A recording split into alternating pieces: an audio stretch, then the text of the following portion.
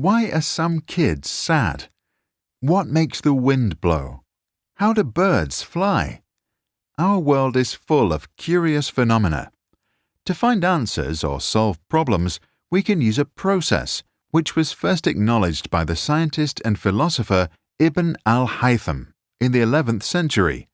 Also known as Alhazen, he is considered to be the father of optics and the scientific method. There are 6 steps to it. 1. Observe and ask questions. 2. Research. 3. Formulate a hypothesis. 4. Test your hypothesis. 5. Conclude. 6. Share results. The goal of the scientific method is to find out the truth. Let's try. Step 1. Observe and question. Observation helps us formulate challenging questions that you will be able to test. A good question converts the natural sense of wonder into a focused line of investigation. When is the best time to drive to school? Which food is my dog's favorite? If you observe that women smile more often than men, you might ask, why do women smile more often? Step 2. Research. Find out if other people have asked the same or similar questions. If you research online, use search terms like study, research, or meta-analysis, which is a summary of research for a specific topic. Read as much as you can about your particular subject to see what you can find out about. Research happiness based on gender or study the science of smiling in different cultural contexts. Step 3. Formulate a hypothesis. A hypothesis is a theory that you can test to see if your prediction is right or wrong. From your observation, you have noticed that women smile more often and that people who are smiling seem to be happy. From your research, you know that there are different types of smiles: shy, genuine, and false. In one paper, you read that baby girls smile more often than baby boys. Here is a hypothesis. Women smile more than men because they are happier than men. Step 4. Test your hypothesis.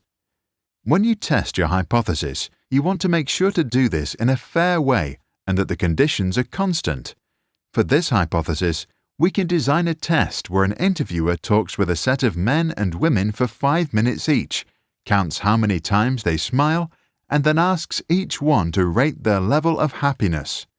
To get a good sample of the population, we invite 300 women and 300 men. Seems like a good test, right? But wait, what if the interviewer is a woman and men tend to smile more at women? Or vice versa? Or what if the topic discussed is one that interests women more than men? And what if people aren't reliable reporters of their actual level of happiness? So clearly, we would need to be much more careful. Step 5. Analyze and conclude. Let's assume that you designed a very careful experiment, controlling for as many variables as possible. Now you can analyze the data to see if your hypothesis is correct or incorrect. Depending on your findings, you may want to change your hypothesis or change the design of your testing. Perhaps you have discovered an even more interesting question. This stage of the scientific method can be repeated as many times as necessary until you find just the right hypothesis and test method to find accurate results. Step 6. Share the results. When you are satisfied that you have proven or disproven something important, report your results. In science, it is important to detail your methods so that your peers can review your work, which is a critical step to getting published. If your results are solid, your experiment can be repeated by other scientists. Such reproducibility is a sign of good scientific work. But failed results can also be interesting. An incorrect prediction could prove to be important and should always be reported. To make sure you get it completely right, here are 3 more things you can check before you publish. A. Any scientific theory is falsifiable. Real scientists know that there is no such thing as a scientific proof.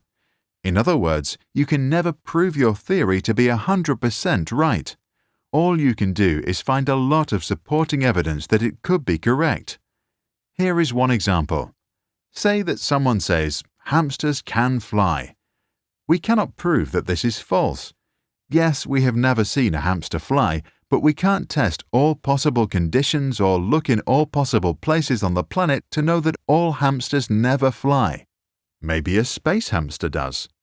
So while we can often prove that a phenomenon exists, it's much harder to prove the non-existence of something. If your theory can't possibly be proven wrong, then it's not falsifiable and hence not scientific. B. Correlation is not causation.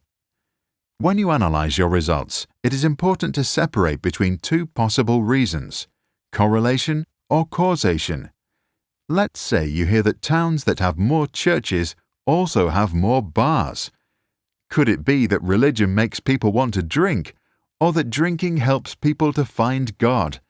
If you add more facts, such as larger towns have both more bars and more churches, you can see that a larger population is a more likely cause of higher numbers of bars and churches.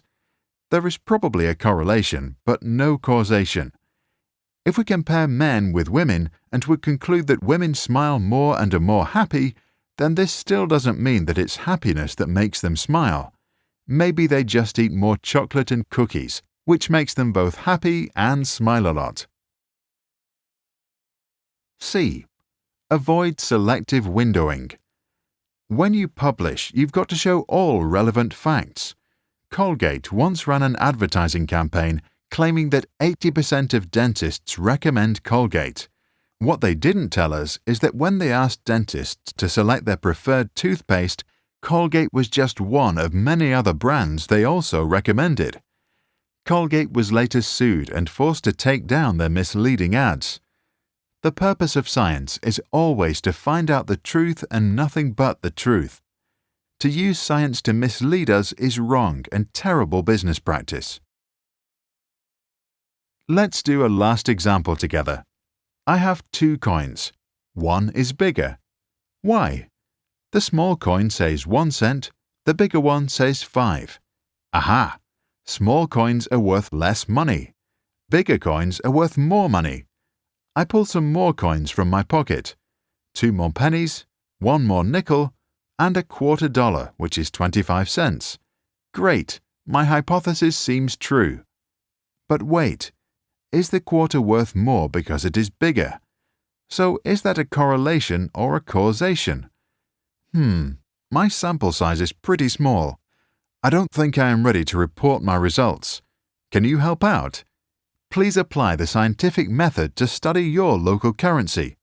Maybe you have a hypothesis that we can test until we get solid, repeatable results to report. Please publish your findings in the comments below.